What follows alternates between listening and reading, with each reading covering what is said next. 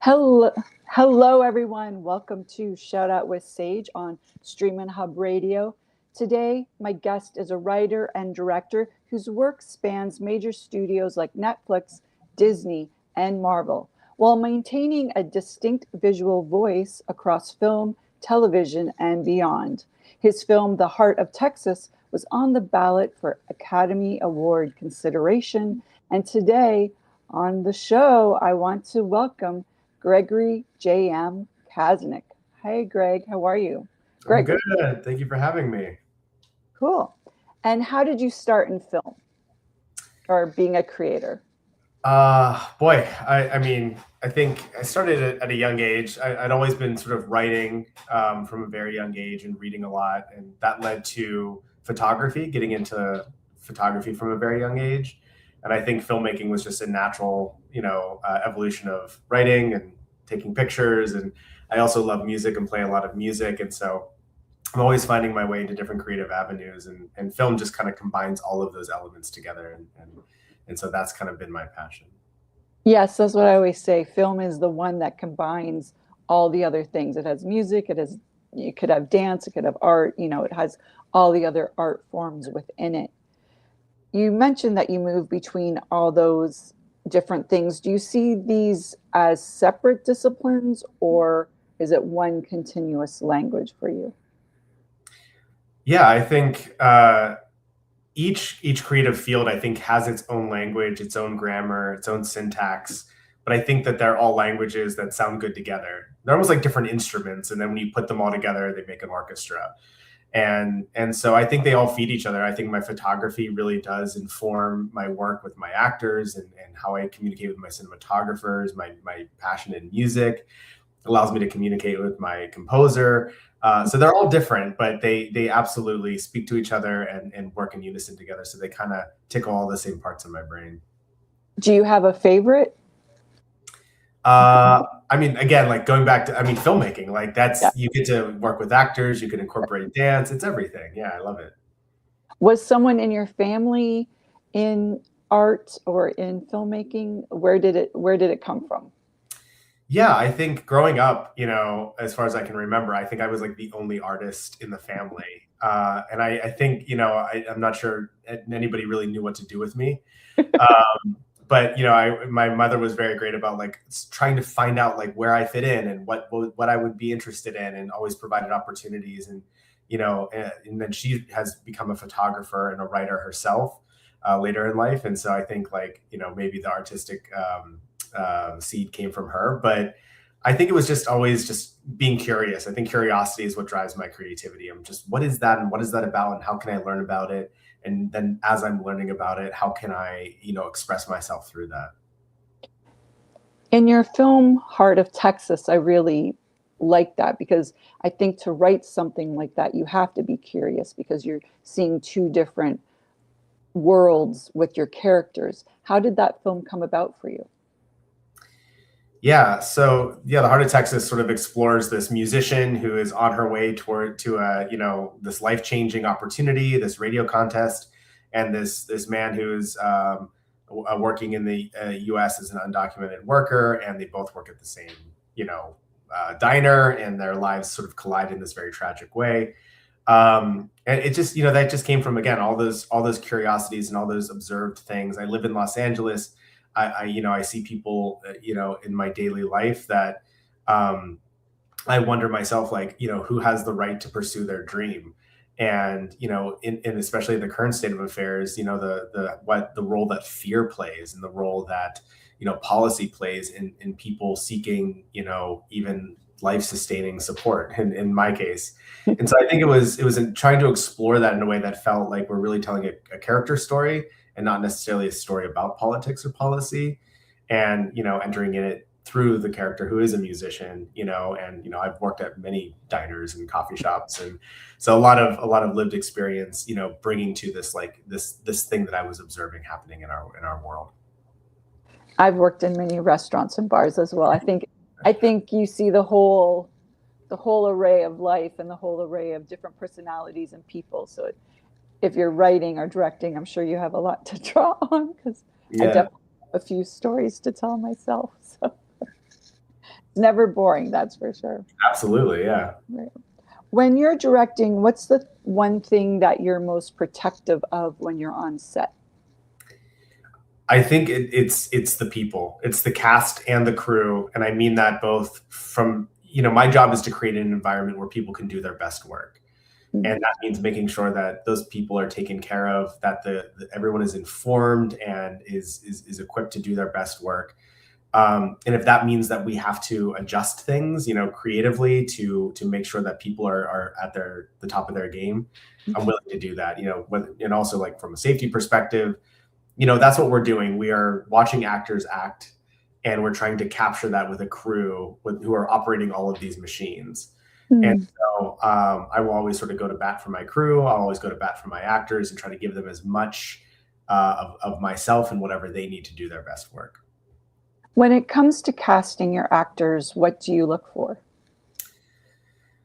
I mean, this has probably been said, but like authenticity, and not necessarily like, I'm not really looking for a type or a person or the way that somebody physically looks or sounds. I'm more looking for how can somebody access the authentic experience of whatever these characters are going through. It doesn't necessarily mean they have to have lived it themselves, but are you able to find yourself to this character in an authentic way? And there have been characters that I've written as male that I've cast as female, or vice versa, because I'm just like, oh wow, and seeing this person bring this character to life, they're really embodying it in a way that is more true to what I've written than maybe what I thought. So yeah, I think casting is, again, one of the most important aspects of filmmaking. And I've cast non-actors. In my film, The Heart of Texas, the cop is actually the sergeant in the Waco Police Department. So, he came and showed up and brought that lived experience. And then Lauren learned how to play music for that role. She's not a guitarist. Oh, wow. Okay. Learned how to play the guitar rather, but she is a singer and a pianist. So you know what I mean? Like, just finding a way to access it. So that's what I look for in my cast. Well, yes, they just created an Oscar for casting this year. So there we go. And they should have, yes. Definitely important. So there's a few others that probably deserve an Oscar for, different departments. You've worked with major studios like Netflix, Disney, and Marvel. How do you maintain your voice? How do you maintain your voice when you're working on those bigger projects? Yeah, that's a really good question. I mean, I think that when somebody brings you onto a project, they honestly want your voice. They want you to express yourself. And every job has limitations, whether it be, a financial investor has a thought about something, or a studio has a thought about something, or you're trying to protect IP or whatever it may be. There's always going to be a restriction in a lane that you have to sort of navigate. And I think that's what you're trying to do as an artist, is navigate that channel with your voice. And so, I think I always lean on, okay, wouldn't this be great if we did this? And then I let them say, well, maybe not. And they go, okay, cool. Well, how much of that can we retain and how much can I push through? So I don't think it's wildly different than working with, a small group. It's just there's more stakeholders that you have to consider. What happens when you find you have a conflict? Like there's something that you really want to see, but not everyone really is on board with that. Yeah, that's tough. That's a tough moment, and it happens on every project. And I think it's really about, first off, can you build trust with your team? Can you build trust with your partners and your producers and all the way down the line? And do they trust you enough that they'll work with you? So maybe they're like, I don't see what you're seeing, but let's try it, right? Yeah. Or you just find different ways to communicate something. You might say, I'm just, my words are failing me, or I'm not able to really do this, but let me show you this picture, or let me play you this song, or let me try to convince you. And if people still can't see it, hopefully you can create that spirit of collaboration where you're like, please, let's just try. Have I ever come up against like a hard no? Sometimes, yeah. But you take your losses and you try to make your best project. Yeah. Right. What's the biggest difference between studio work and an independent film that no one talks about? I think the thing that was most surprising to me is that they're not that different. You know, like you could be on a giant studio thing and you're still just like running around stealing a shot, but like just a bunch of people in the desert with a camera, you know, trying to do something. And it's like the same techniques and the same skills and the same things that you do on the indie projects, you can employ on much bigger, you know, I think they move more slowly. I Right. think there might be a little bit more, I don't want to say waste, but like there are efficiencies that are found, I think, in independent cinema because there just has to be. Mm. That like maybe aren't found on bigger projects because there's maybe a little bit more resources. But Mhm. ultimately, I think they're really similar. Do you approach branded content differently, or is storytelling storytelling? Storytelling is storytelling, but I do also approach brand storytelling a little differently. You know, if I'm telling my own story about some characters that I've made up, the only person or thing that I have to serve is that story, making sure that that's the most true version of it. With a brand, you have to serve that brand. And I find that really an exciting challenge where you have to like cultivate and draw out what is so interesting about that brand. What does that brand have to say? How do they say it in the world? How can you tell their story in a unique, fun, interesting, engaging way that is also true to, you know, a bourbon, you know, or a BMW or Right. you know, whatever it is. And so I think that I do approach them differently in that in the ultimate end goal is one is sort of a tool and one is more of a you know art in and of itself. But I think at the end of the day, it comes down to that same skill set of like, how do we tell the best story possible? Is there anything that you find really different on set when you're doing branded content versus a film? A client, you know? Do they tend to want to get involved and give you their opinion? Yeah, and that's their job. You know, Exactly. they're the keeper of the brand. And I think, you know, I'm always grateful for the client uh to say like, you know, that we wouldn't do that or that wouldn't happen and you know that they're the experts in their brand. Right. And that but that's different, you know, like when I'm on a shooting a film or like a music video or something that I've, you know, is really personal, it's just something that when I know it's right, we move on, you know, on a commercial or a branded content situation, I'm going to run over to the client and be like, I feel good. Do you guys feel good? Do you want to see anything else? And just, you know, so it is a little bit of a different rhythm, but you know, I appreciate both for different reasons. How do you decide what project you're going to take? That is the best question. Like, I don't think this is going to sound really pretentious, but I'll say it.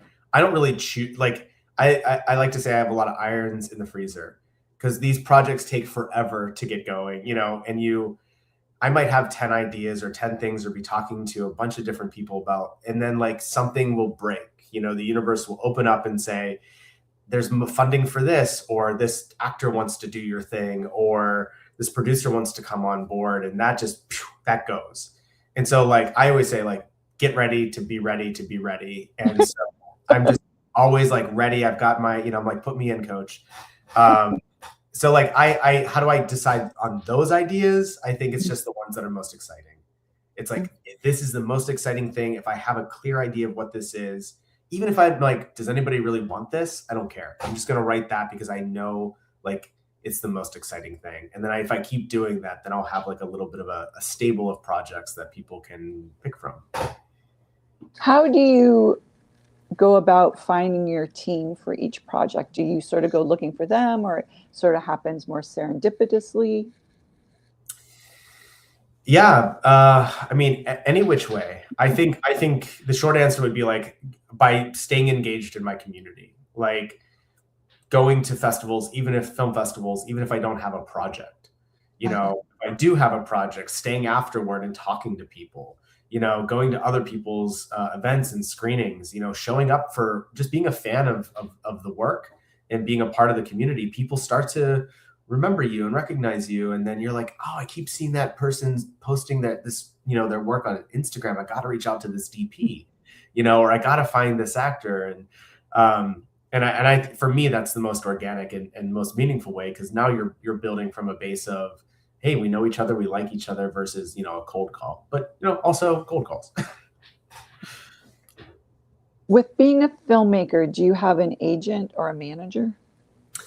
I don't have a manager, and I've talked to different agents and for different things.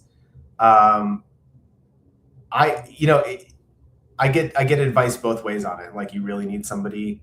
Mhm. Other times people are like, you know what, you're good to just kind of keep doing your thing. I think that they serve a really important function in you know opening doors and setting up meetings and brokering deals and all of that stuff. But so far, I haven't necessarily, needed that person on my team to do what I do. Do you feel that eventually maybe that might work out for you'll get one, or you're cool with not having one now? Yeah, I think, I've been signed to production companies that have represented me. I've gone solo and done things solo. I've spoken with agents who have helped, open doors, and people who manage other people. So, like, all of those relationships are important. And if it ever makes sense for me to partner with somebody in a more meaningful way, and, Mm. give them that percentage for them to, like, make things happen, then absolutely. Of course, I would love that. At the same time, right now, uh, things are working the way that they're working, and I'm happy with how things are going. So I'm not You're necessarily you're actively seeking anyone not else. about it. You're all good. You've worked with a wide range of talent. What makes someone great to direct? Again, openness, willingness to play, to try things, to look silly. I think fear. What is it? Fear is, it will close you up, Definitely. and I You, think, like, anybody who's you sorry. don't you don't make good decisions when you're all scared and everything. Definitely. No, no, not at all. Like, you just, and just letting actors know, like, hey, I got you. I'm not going to make you look bad. I'm here to let you, again, help you you do your best work. And the people who are like, yeah, like Lauren, right? I'll learn guitar, or I just worked with Jonathan Kite, who's like, I'll learn puppetry, or, like, like, whatever it is that they're willing to, like, that they have that same sense of curiosity and play and openness. Those are my favorite actors to work with. What's one collaboration that changed how you approach your work? I wish, I wonder. I think, like, every collaboration that I've ever had has nudged my work, and I know it sounds like a cop out answer, um, but there isn't No, just one. better. Come on. There's been many significant. I think just being willing to, like, allow my process to change. Then when I get new information and someone's like, hey, have you tried it this way, or have you ever used this tool, or hey, let me introduce you to this person, just being willing to take that in and assimilate it and change how I approach things. That's been my approach. Are there any opportunities that you said no to that later on you wish you said yes to? There was, an opportunity early on. I had made a film. This is when I, like, first came to LA. I entered it into this competition. I won the competition, and this, agent came up to me and goes, all right, what do you got? What's next? And I was like, nothing. I just made this movie. Like, what do you mean, what's next? Um, and he was like, okay, well, I'll see you around. And I realized, in that moment, or rather maybe, a Right. couple days later, like, man, just always be ready to have something to talk about, and be ready, get ready to Be get ready. ready. Right. Yeah. And so it's not that I said no to that opportunity, but I definitely missed the boat on that. And as far as no's, there's nothing that I can think of that I really like. I tend to say yes to as much as I possibly can, and I realize, actually, the more I say no, the more clear I get on what I'm trying to do and what I'm trying to make. And so, like, I think there's a lot of power in no as much as there is in yes. What are you trying to make? Like, do you have a theme? Do you have a legacy that you sort of want people to see from all the work you've done? I don't have a theme, or, yeah, I feel like that's up to other people to be like, you do this and you do that. It's like knowing your own ticks and habits. Right. I just try to do the most interesting version of the thing with integrity. I try to entertain. Like, I want to be entertaining. I want to say something with my work. It's one thing to entertain. It's another thing to try to imbue it with something that I'm thinking about, so maybe my perspective or how I view the world comes through in that stuff. And I think maybe over time, if you look back at it, you go, oh, there's a pattern here and he thinks this, and it might be right. Where did the inspiration for Heart of Texas come from? Like you mentioned, of course, that you worked in bars and stuff, but really at the core, was there something more to it? I mean, I think it's observing, what's going on. I was, in my neighborhood, and this car came flying by and almost hit this guy. It was, doing some landscaping, and I have no idea what his status is and where he's from or anything. But I started to think, man, like if he doesn't have the same rights and protections that the rest of us have, this guy's in my neighborhood. I see him around all the time. Yeah. Would he be able to do anything about that? And I was like, man, that's so unfair, in my mind. Right. Yes. Like we're all people, and gosh, in what world would you ever want to like deny? Imagine you're drowning and saying, "Don't save me. I'm fine. I don't want to get in the boat." World. And I was like, "That's the life jacket. It's okay. You keep it." Yeah. Exactly. And so that question was like, okay, I want to explore that. Okay. When you put a film together, what is the most important part for you? What's like the first thing you sort of really try to hit? I was gonna say story, but I think it's more like the feeling. Like, what feeling do I want you to feel at the end of this? And I think that if I can feel that feeling as I'm writing it and knowing how I want to feel at the end, that's when I know I've got an idea worth pursuing. We could put great visuals in there. We could put great music, great acting. If I don't know what I'm trying to not even say, but what I'm trying to like impart as a feeling, then I've sort of lost my North Star. So like once I kind of land on that, I'm like, okay, that's how I want to feel walking out of the theater. Then I can start going. If someone was wanting to move to LA to pursue filmmaking or something, or be a creative in some way, what would your biggest tip be for them? Don't do it. No, I'm kidding. No, I'm kidding. Like, I love LA. My biggest tip would be find your community. It's all about that. LA is really spread out. It's really fractured in terms of like those communities and those spaces, and finding those spaces. It took me 2 years easily to like know where to go and where to hang out and where people are going. But where did you come from? I'm from Pittsburgh, Pennsylvania. Okay, right. Okay. And so is it a big change for you to go from, Pittsburgh to here? Did you find like, the people different, the vibe, of course? Yeah. Well, I mean, they couldn't be further apart. Like, yeah, Pittsburgh was like an old steel town that sort of reinvented itself with, this big, the pit takes place there. This big healthcare system. There's robotics with CMU and what they're doing, and then at the same built on top of this sort of like Rust Belt world, and then you've got people from all different walks of life swirling around that. It's a really cool, interesting place. LA, and people tend to like be from there and live there. Okay. LA, everyone feels like they're coming to LA from somewhere, right? And they're all coming for the same reason, generally, right? They want to pursue this thing. And I think that is really exciting, that it's a town full of like ambitious dreamers who left their homes to like pursue this ephemeral idea, And so it's like, it's hard. Again, it's hard to find that community for a lot of people. It was challenging for me at the beginning, but once you find it and you engage with it and you show up and you say, you know what, I will go through rush hour traffic, the West Side on a Tuesday night, just to come to your, improv show, that's, showing up for people, and then you'll be surprised how they show up for you. And that's how you build your people. Well, the show is called Shout Out with Sage, so it's always to give a little bit of gratitude. And who would you like to give a shout out to? Someone that really helped you, or they could have maybe, been a little more negative, but they gave you that inspiration to pursue your career. Does it have to be one person? No, you can name a few. Go for it.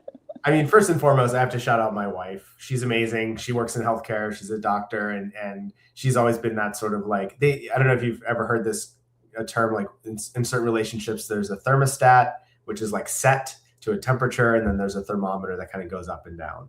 Okay. She's the thermostat. I'm the thermometer. She's, and she's been a great advocate and really has helped me along the way. I've had people throughout my entire career tell me like, you should be doing this or you shouldn't be doing that, or opening a door. I mean, early on, there was a guy named Kevin Conran who saw a film of mine and invited me in to like work with him on some projects, and that was incredible. And then later, Mindy Schulteis and Jeff Strauss like opened the door for me to do some shadowing on set. And I could probably sit here all day listing names of people who helped me. Most recently, a guy named Jason Forrest has been a friend and an advocate and a sounding board. And and again, there's also people that I'm inspired by who are younger than me and doing things that are really cool. And so I think, just shout out to anybody who's out there doing stuff. And I truly believe in what is the line? Like a candle sacrifices nothing to light another. Okay. So, that's very sweet. I've never heard that. You've got some good lines. I haven't heard any. The thermostat. Wait, say that one again. The candle one.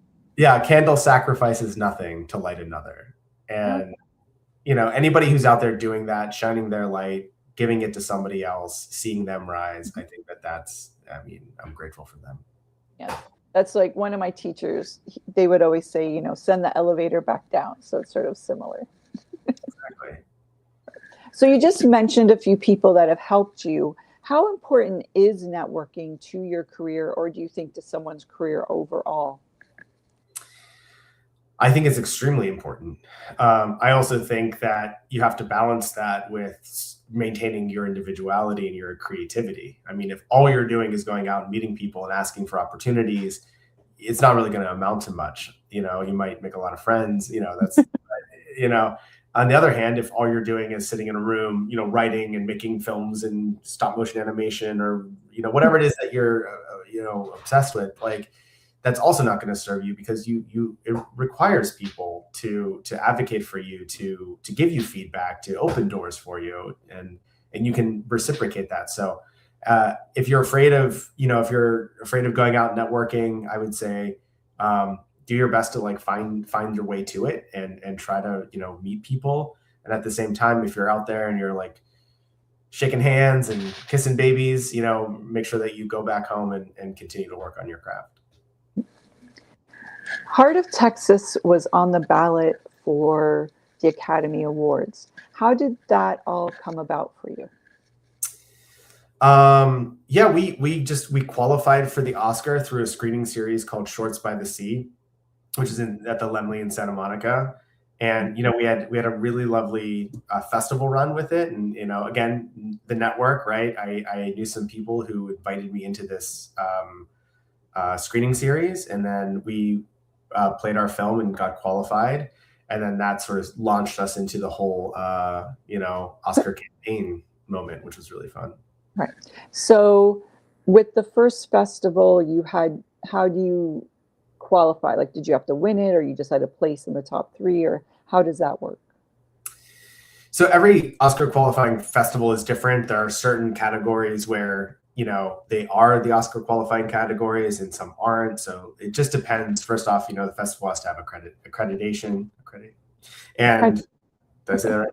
And then, then you have to win that specific category. So for us, the other way you can do it is you can screen your film. There are requirements from the Academy. And again, this screening series met the requirements of the Oscar qualification. And so by going, with them, we were able to meet the requirements and then pursue the Oscar. Can you give people a bit of a rundown on sort of the film festival circuit, what your, just advice on that, how you would go about maybe forming a strategy? Yeah, absolutely. I would say, like, know your film's strengths, really take the time to like on paper, put down what your film is, how long it is, who's in it, what it's about, what specialties do you have, like what makes you unique as a creator and filmmaker, and then try to find festivals that are aligned with the mission of your film and the crew behind your film. And if you go on filmfreeway.com, which I highly recommend, you'll see, like every film festival is on there. You can apply for them and you can see what the mission is of these film festivals. So it does take some work. But I would say, like, do your research, reach out to the programmers. You could even, they're just people and they love films and they want to support films. And you can say, hey, do you think my film would be good? Be honest, and then take some swings, maybe apply to a few that you don't know if you'll get into, or if you don't know if you're right, and kind of learn from that. And, if you have the ability to do that for the $20-$30 it takes, it might be worth it. Yeah. Well, actually, we met the Evolution Mallorca Film Festival that was at Petit Taj. So that's how we met. So yes. Yeah. And that's how we're doing the film festival thing. We're showing up. Yes. There's a lot of great films that night. And I just want to take a moment to give a shout out to one of my sponsors, which is Meta H2O Water. So if you're feeling thirsty, go buy some online or in the store when you see the Meta H2O water.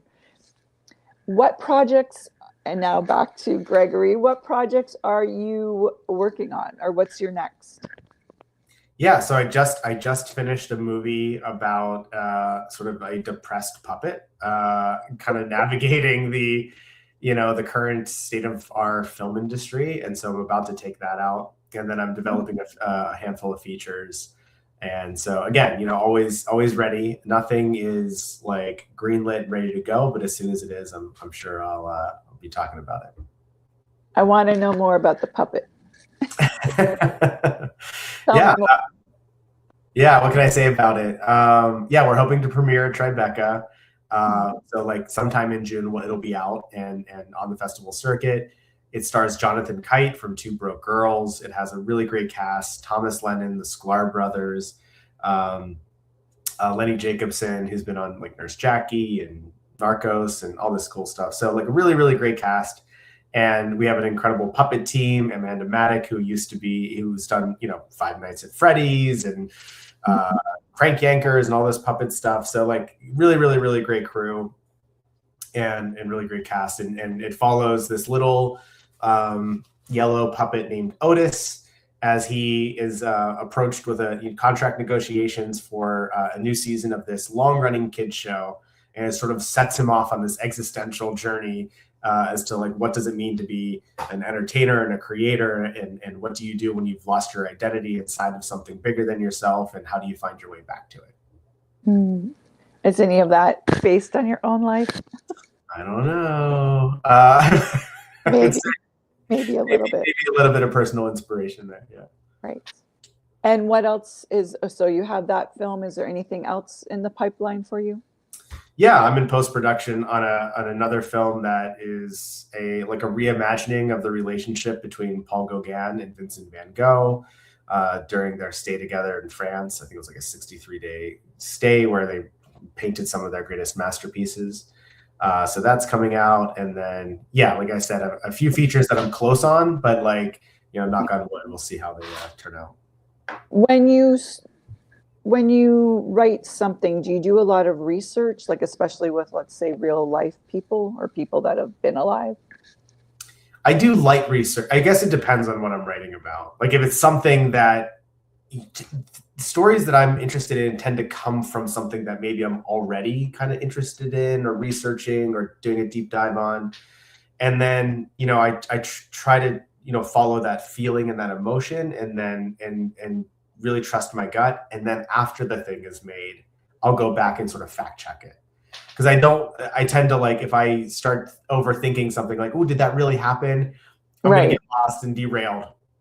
But afterward, I might go to a professional and say is this real? Does this work? Would this happen? Is it a bit too far off or? Yeah. Have some imagination and hope that happened, right? Yeah. Especially with Gauguin, did you do a lot of? Did you look into their artwork and all that? Is that part of the film as well? So I wasn't actually the writer on that. That was written by someone named Hen, and she brought me on as a director, and so that was a really fun experience to to sort of get inside of her head, understand, she has done tons of research. She wrote this beautiful script and then invited me in. And then how do I apply my sensibilities and style to what she's done? Right. How is that collaboration? Like, are you both willing to sort of, explore that? Do you do like brainstorming sessions, or how do you approach your work?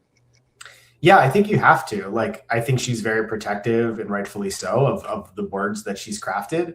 And I'm also very, opinionated about the best way that I think it should be captured. And so I think I always say it's like playing tennis or something, where you both are trying to win the point, right?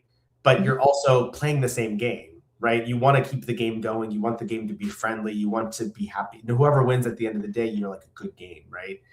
So, I'm always going to fight for my ideas. She's very, down to fight for hers, but we're also approaching it with a spirit of collaboration of like, okay, how can we get to the best version? And we are going to take a moment for another sponsor. And right now I want to thank Raven and Grace Press. They have their new book coming out, Heal to Lead, Volume 2, and that launches April 6th, which is next month. And actually, yours truly is a part of that book. Each person wrote their own chapter, and my chapter is called At the Edge of Capacity, Invisible Acts of Leadership. And so April 6th, you can go to Amazon, or you can look me up and I can send it to you. So again, Raven and Grace Press, thanks so much. And they are a sponsor, and Heal to Lead Volume 2 coming out April 6th.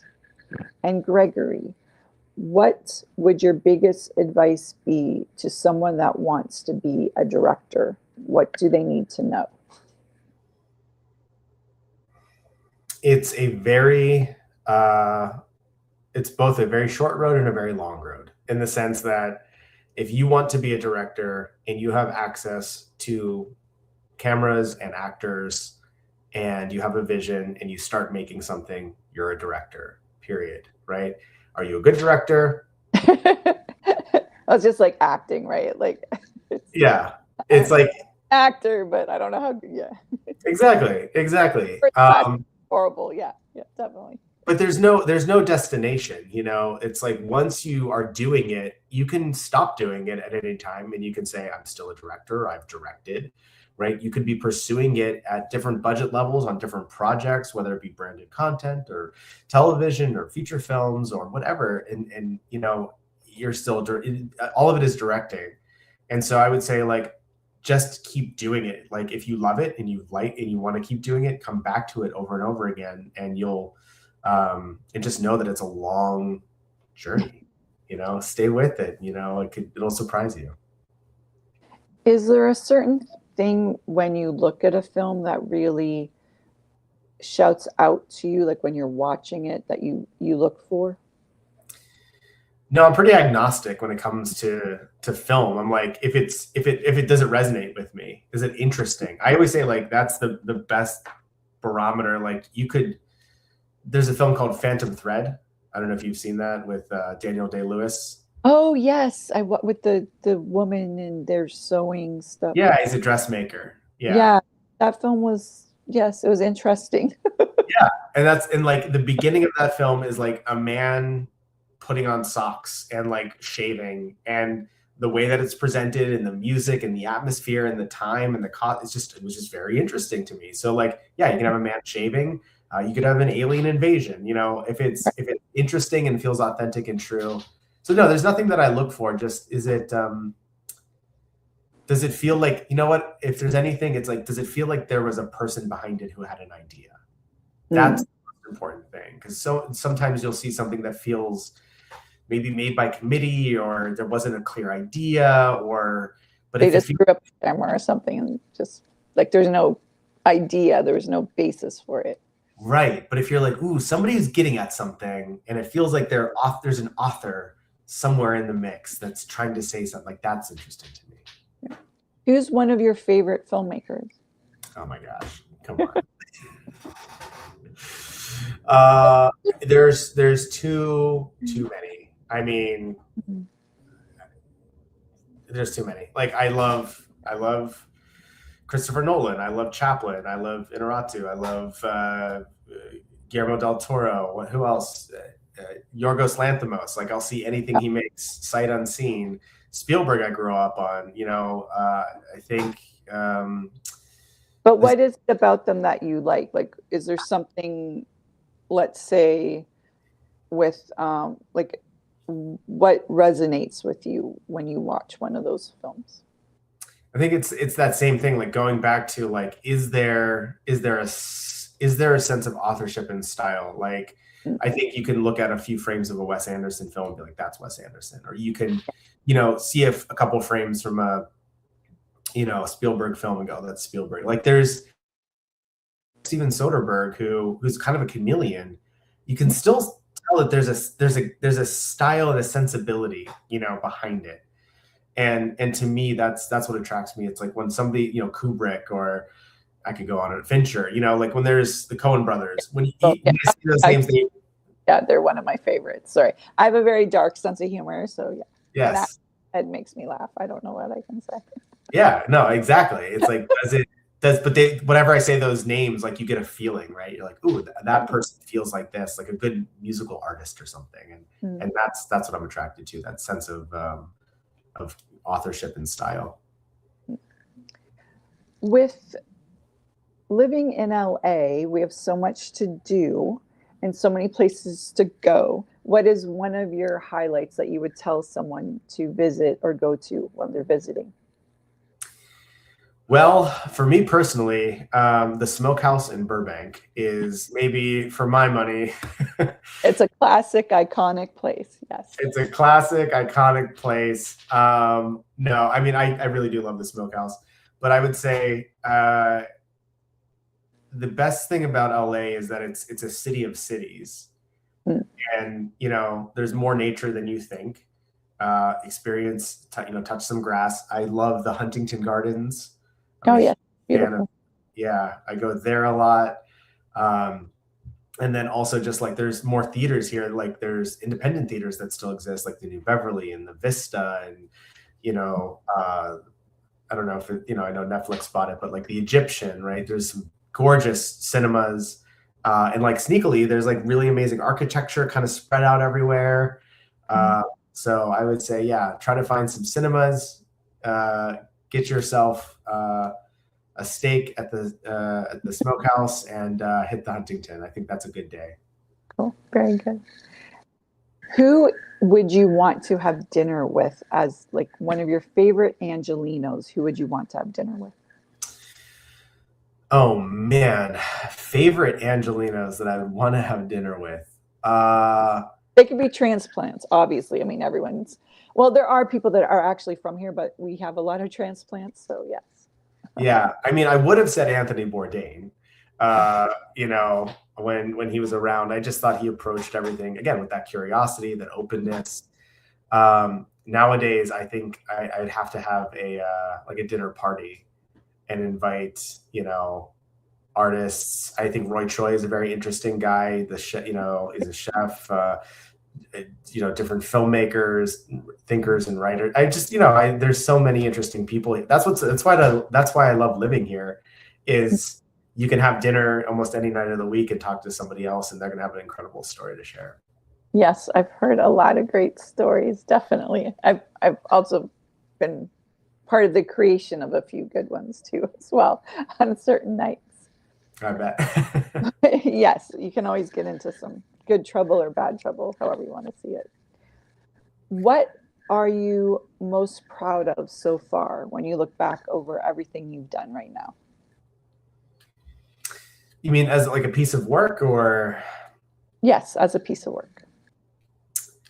I don't know that I am. Like, I'm proud that I've created a community around myself that says yes, generally, if I'm like, hey, let's go make something.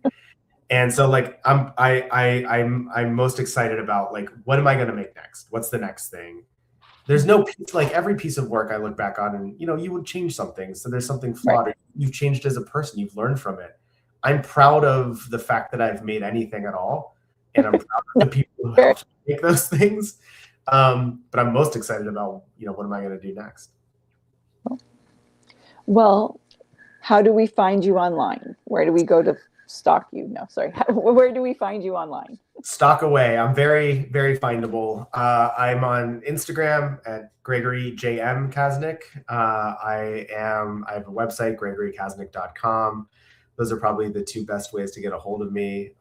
And yeah, I'm always sort of trying to share what I'm up to. And if you want to follow along and see what I'm doing, that's where you can do it. Awesome. Well, thank you so much for joining us today. And we will see everyone next week on Shout Out with Sage. I'm Sage Stevens, so thanks so much for joining us. Gregory, thank you so much for being here. I enjoyed our time together and learning more about you and your creative process. And bye, everyone. We'll see you next time.